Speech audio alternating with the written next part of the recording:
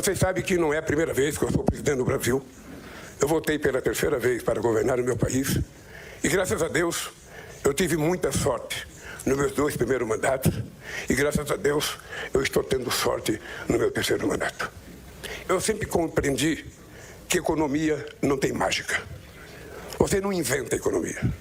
Você não dá um cavalo de pau como se estivesse num carro, numa autopista, num país do tamanho do México. E muito menos você dá um cavalo de pau numa economia do tamanho do Brasil.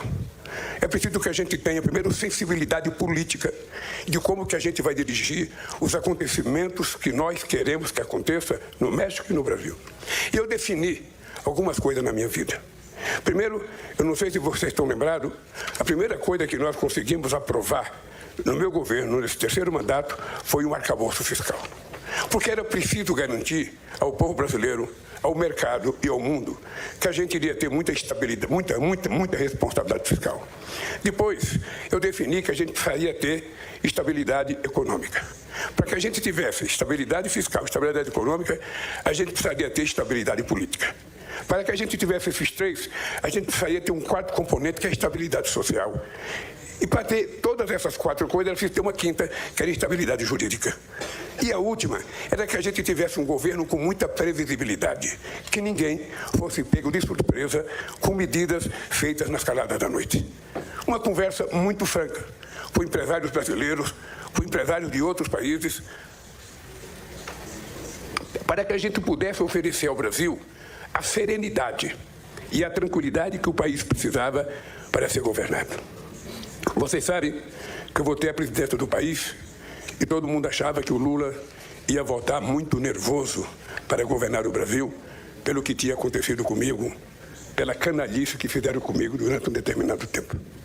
E quando eu voltei a presidir o país, eu voltei predestinado a deixar o passado de lado e não trabalhar com o fígado, mas trabalhar com o coração e com a cabeça. Numa perspectiva de construir o futuro.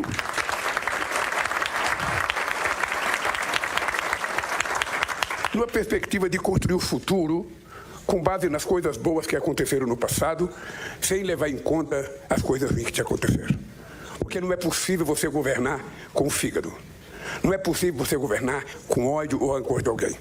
Você perde muito tempo para que as coisas aconteçam. E eu precisava construir uma credibilidade a nível internacional do que iria ser o Brasil no terceiro mandato do presidente Lula. E nós vivemos a seguinte situação. Eu precisava reconstruir o país, porque o país tinha sido semi-destruído nas suas instituições.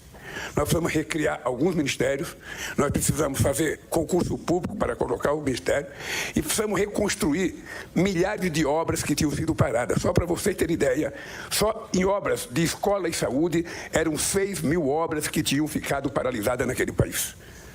Nós passamos 7 anos sem dar um reajuste de salário para a alimentação escolar. Nós passamos 7 anos sem aumentar o salário mínimo, que é a parte mais pobre da nossa população.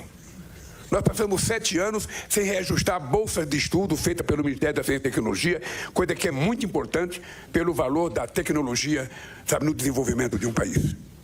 E nós passamos um ano inteiro fazendo isso.